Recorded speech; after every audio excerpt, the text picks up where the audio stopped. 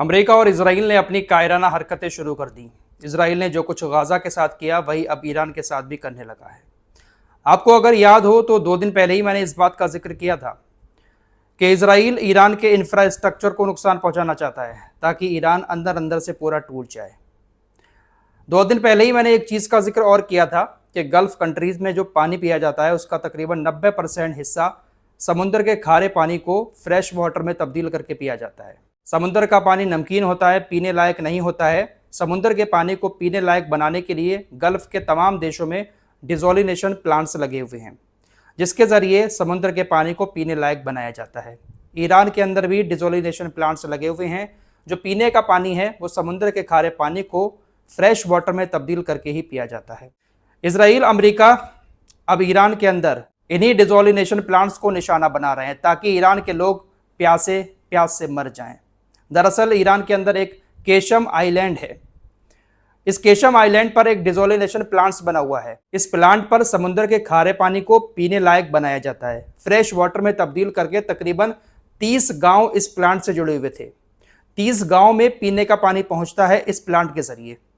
लेकिन अमेरिका और इसराइल ने इसी प्लांट को निशाना बनाया, इस पर हमला किया और इस डिसोलिनेशन प्लांट को खंडर बना दिया। तकरीबन 2 लाख की आबादी 30 गांव में है। एक आइलैंड पर यह बना हुआ है। इसराइल ने जानबूझकर इस ठिकाने को निशाना बनाया है। इसराइल को यह बात मालूम है कि यहां पर इस तरह का प्लांट है, क्योंकि यहां पर दूर दूर तक ईरान का जो परमाणु प्रोग्राम है उससे जुड़ा हुआ कोई भी साधन मौजूद नहीं है। कोई भी सेंटर ऐसा नहीं है जो इसराइल के परमाणु प्रोग्राम से मिलता हुआ हो। बिल्कुल अलग जगह पर यह डिसोलिनेशन प्लांट बना हुआ है, जिसके जरिए समुद्र के पानी को पीने लायक बनाया जा रहा था। लेकिन अमेरिका और इसराइल ने ईरान के लोगों के मुंह से पानी भी छीन लिया। ये है अमेरिका और इसराइल की असली हकीकत दोस्तों। इस प्लांट पर ना कोई गोला बारूद रखा था, ना कोई मिसाइल रखी थी, ना कोई ड्रोन रखा हुआ था, लेकिन फिर भी इसको निशाना बनाया गया। तो कौन सी इंसानियत को बचाने के लिए ये लोग लड़ रहे हैं? दुनिया की नज़र इस तरफ नहीं जाती है। दुनिया सिर्फ और सिर्फ इनके तलबे चाटती है। अब्बास अराक्ची जो विदेश मंत्री हैं ईरान के, उनकी तरफ से कहा गया है कि ईरान के बुनियादी ढांचे पर आप ये जो हमले कर रहे हैं इसके गंभीर परिणाम होंगे। इस तरह से पानी के प्लांट पर हमला करके ये मिसाल अमेरिका कायम कर रहा है, ईरान कायम नहीं कर रहा है। इनकी बातों पर गौर करिएगा। ये जो मिसाल कायम कर रहा है अमेरिका के पानी के प्लांट को निशाना बना रहा है, तो हो सकता है कि अब ईरान भी गल्फ कंट्रीज के डिसोलिनेशन प्लांट को निशाना बनाए। हो सकता है ऐसा, लेकिन ईरान ऐसा करेगा नहीं, क्योंकि बेवजह पानी छीनना, किसी के मुंह से कतरा छीनना, ये शायद ईरान ऐसा नहीं करेगा। 2 दिन पहले की वीडियो आपने मेरी देखी होगी, उसमें मैंने यही जिक्र किया था कि ईरान चाहे तो हमला कर सकता है, लेकिन ईरान हमला करेगा नहीं। लेकिन शायद अब हो सकता है कि ईरान पलटवार करते हुए इन अरबी देशों पर हमले कर दे, क्योंकि अब्बास अराक्ची कह रहे हैं कि इस तरह के हमले की मिसाल अमेरिका कायम कर रहा है, ईरान नहीं कर रहा है। इन लोगों ने हमारे पानी के प्लांट पर हमला करके हमारे लोगों के मुंह से पानी छीना, अगर हम हमला करें तो फिर रोना मत। अमेरिका और इसराइल की वजह से खाड़ी देशों की मुसीबतें लगातार बढ़ती जा रही हैं। कुवैत की सरकार ने अभी कुछ देर पहले अपने लोगों को यह आदेश दिया कि अब आप लोग मस्जिद में जाकर तरावी की नमाज अदा कर सकते हैं। दरअसल हमले हो रहे थे तो तरावी की नमाज मस्जिद में पढ़ने से मना कर दिया था। सबको घर रहने पर मजबूर होना पड़ा था। कतर के अंदर भी अभी भी कहा गया है सरकार की तरफ से कि हमले रुक गए हैं, लेकिन फिर भी आप लोग अपने घरों में रहें, बिना ज़रूरत घर से बाहर ना निकलें। ये रमज़ान का महीना चल रहा है और रमज़ान के महीने में इन गल्फ़ के देशों में कैसी रौनक रहती है। इस रमज़ान के महीने में जंग छेड़कर अमेरिका और इसराइल ने किस तरह से इन लोगों को परेशान किया है। परेशान ये भी बहुत ज़्यादा हैं दोस्तों, लेकिन क्या करें, बेवजह फंसे हुए हैं। रशिया की सिक्योरिटी काउंसिल के डिप्टी चेयरमैन दिमित्री मेदवेदेव ने तमाम खाड़ी देशों को एक मैसेज दिया है। इन्होंने कहा कि आपने अपने देश के अंदर अमेरिका को अपने सैन्य अड्डे बनाने के लिए अपनी ज़मीन दी और अमेरिका से ये उम्मीद रखी, भोली उम्मीद, कि अमेरिका आपकी सुरक्षा करेगा। लेकिन अमेरिका आपकी जमीन पर बनाए हुए सैन्य अड्डों का इस्तेमाल सिर्फ एक देश की रक्षा करने के लिए कर रहा है, वो है इजराइल। इन्होंने तमाम अरबी देशों से कहा कि आप गहराई में जाकर सोचें, अच्छे से सोचें, क्या वाकई में आपको अमेरिकी सैन्य अड्डों की जरूरत है? अमेरिका ने सैन्य अड्डे बनाकर आपको सुरक्षा का भरोसा दिया है, लेकिन ये सुरक्षा नहीं है, बल्कि अमेरिका का यहां पर होना आपके लिए बहुत बड़ा खतरा है। ये बहुत बड़ी और बहुत पते की बात कही है इन्होंने अरबी देशों से।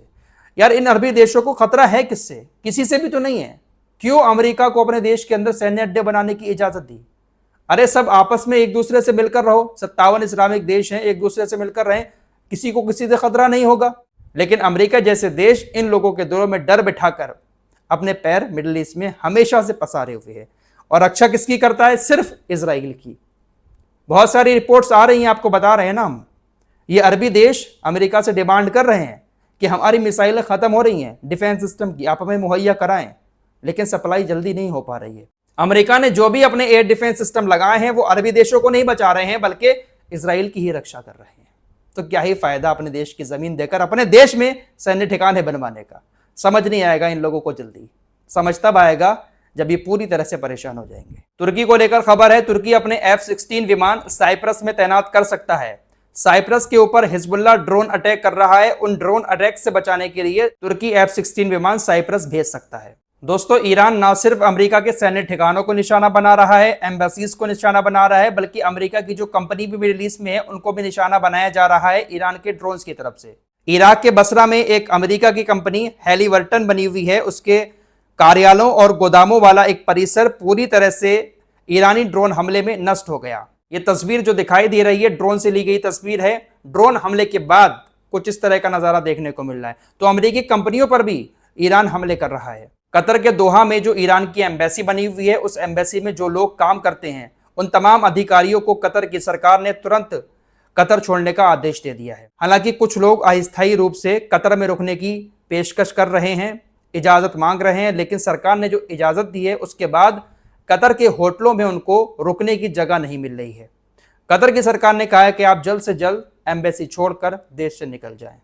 तो कतर और ईरान के बीच अब खटास बहुत ज्यादा आ चुकी है। वहीं ईरान की तरफ से बताया गया है कि पिछले 24 घंटे में हमने तकरीबन 13 अमेरिकी और इजरायली ड्रोन नष्ट कर दिए, जिसकी कीमत तकरीबन $200 मिलियन थी। MQ-9 रीपर ड्रोन और 908 हर्बीज जैसे ड्रोन इसमें शामिल हैं। 24 घंटे में 13 ड्रोन मारे और अब इसकी भरपाई करने में काफ़ी वक्त लगेगा। तो ईरान लगातार अमेरिकी और इजरायली ड्रोन को भी मार रहा है। फिलहाल के लिए इतना ही, कुछ और खबरों के साथ फिर आते हैं। तब तक के लिए अपना ख्याल रखिए। अल्लाह हाफिज़।